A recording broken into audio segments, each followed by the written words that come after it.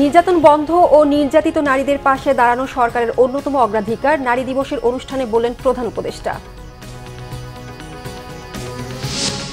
জার্মানিতে বিমান কর্মীদের ধর্মঘট, বাতিল হয়েছে ৩,৫০০-এর মতো ফ্লাইট।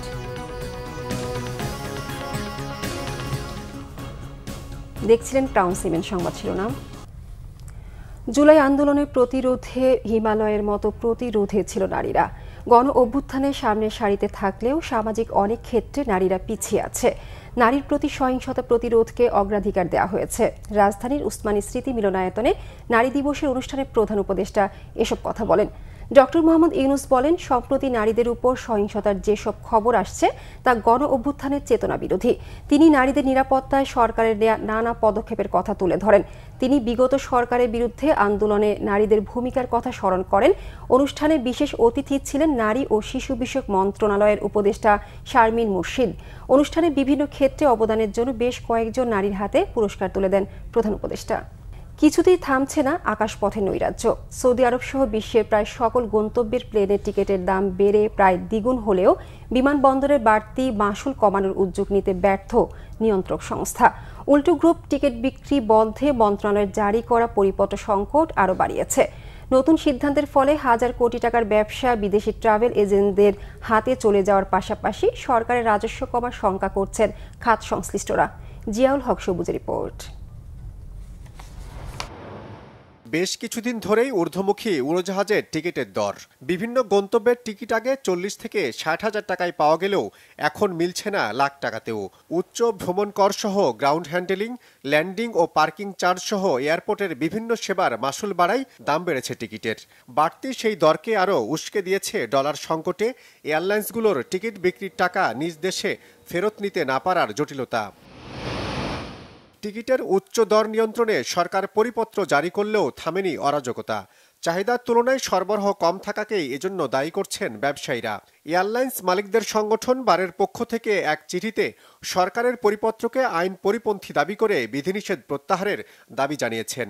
এ নিয়ে সরকারের পক্ষ থেকে আনুষ্ঠানিক কিছু না জানালেও যৌক্তিক ব্যাখ্যা নেই দর নিয়ে সবচেয়ে বেশি সরব থাকা আটাব নেতাদের কথাতেও। সরকারকে এই ব্যবস্থা নিতে হবে, এয়ারলাইন্সকে নির্দেশনা দিতে হবে যে বাংলাদেশের যাত্রীর টিকিট গ্রুপ আকারে বাংলাদেশের বাইরে কোনো দেশে দেয়া যাবে না।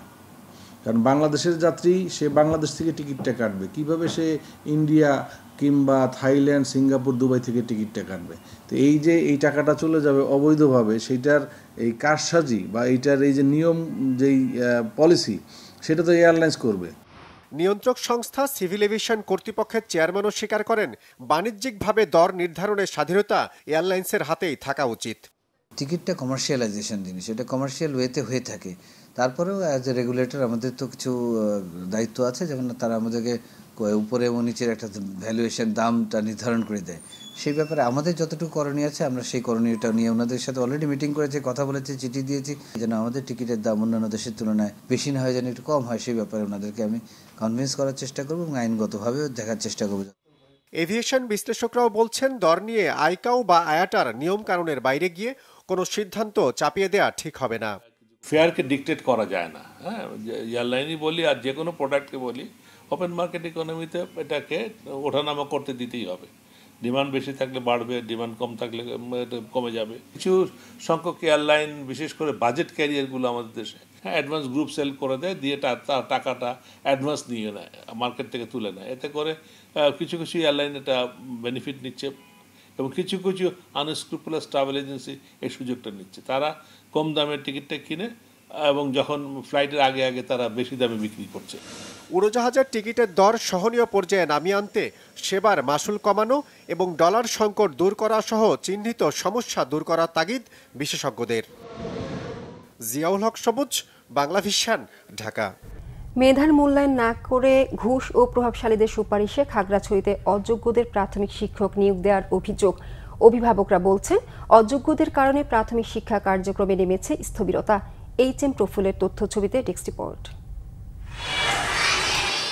ফ্যাসিবাদের 15.5 বছরে খাগড়াছড়িতে সরকারি প্রাইমারি শিক্ষক নিয়োগে জনপ্রতি 15 থেকে 25 লাখ টাকা নিয়েছেন স্থানীয় পার্বত্য প্রতিমন্ত্রী, জেলা পরিষদ চেয়ারম্যান ও পরিষদের সদস্য সহ প্রভাবশালীরা। এই চাকরির জন্য সহায় সম্বলও বিক্রি করেছেন অনেকে। নিয়োগ জটিলতায় বেতন পান না কেউ কেউ।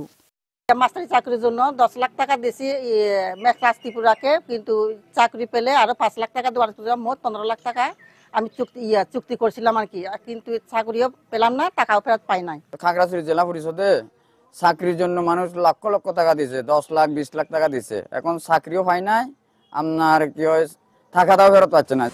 2011 সালের জুনে জেলা পরিষদে হস্তান্তর করা হয় সরকারি প্রাইমারি শিক্ষক নিয়োগের দায়িত্ব।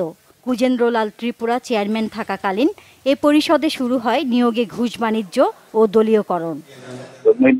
পরীক্ষা করলে কি করতাম, পরীক্ষা খারাপ করলে কি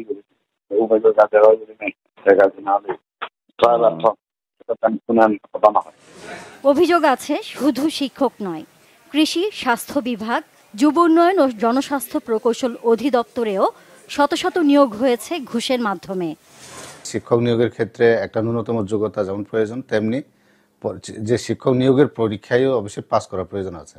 আমরা অনেক ক্ষেত্রে দেখেছি এটা ব্যত্যয় ঘটেছে, এবং এই কারণে বিগত সময়গুলোতে আমাদের শিক্ষকরা সঠিকভাবে পড়াতে পারেন না।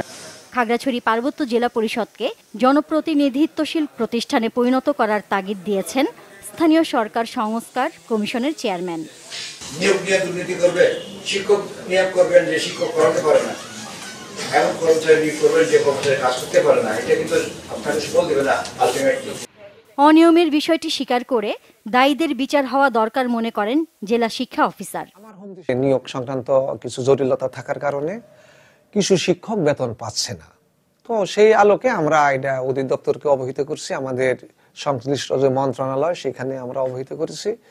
তো এটার আলোকে আর কোনো ফিডব্যাক আমরা এখনো পাইনি। তো এটা যারা এখানে এইভাবে চাকরি করে অথচ বেতন পায় না, একটা পরিবার পরিজন তাদের আছে, এটা তারা মানবেতর জীবনযাপন করছে। আমরা চাই যে এটা খুব শীঘ্র এটা নিরসন হোক। আওয়ামী লীগের 15.5 বছরের শাসনামলে খাগড়াছড়িতে 6 দফায় 12 শতাধিক শিক্ষক নিয়োগ করা হয়। বেশিরভাগেরই নিয়োগ হয়েছে টাকার বিনিময়ে, নেতাদের সুপারিশে মেধাহীন দলীয় নেতাকর্মীদের। Bangla vision news desk. জার্মানির প্রধান বিমানবন্দরে 24 ঘন্টার ধর্মঘটের ফলে বিপাকে পড়েছেন প্রায় 5,10,000 যাত্রী। কর্মীদের বেতন ভাতা বৃদ্ধির দাবিতে বিমানবন্দর কর্মকর্তা ও কর্মীদের ট্রেড ইউনিয়ন ভের্ডি গেল সোমবার এই ধর্মঘটের ডাক দিয়েছিল। রয়টার্সের প্রতিবেদন অনুযায়ী এই ধর্মঘটের কারণে এরই মধ্যে দেশটির বিভিন্ন বিমানবন্দরে 3,400-র বেশি অভ্যন্তরীণ ও আন্তর্জাতিক ফ্লাইট বাতিল হয়েছে। বার্লিন, ফ্রাঙ্কফুর্ট, মুনিখ, স্টুটগার্ট, কোলন, বোন, ডুসেলডর্ফ, ডর্টমুন্ড, হ্যানোভার, ব্রেমেন ও হামবুর্গ সহ সব প্রধান বিমানবন্দর কার্যত অচল হয়ে পড়েছে। ফলে যাত্রীরা ব্যাপক দুর্ভোগে পড়েন এবং অনেকে বিকল্প ব্যবস্থা খুঁজতে বাধ্য হন। জার্মান বিমানবন্দর অপারেটর সংস্থা এডিভি জানিয়েছে, ধর্মঘটের ফলে যাত্রীদের পাশাপাশি ক্ষতিগ্রস্ত হয়েছে বহু ব্যবসায়িক প্রতিষ্ঠান।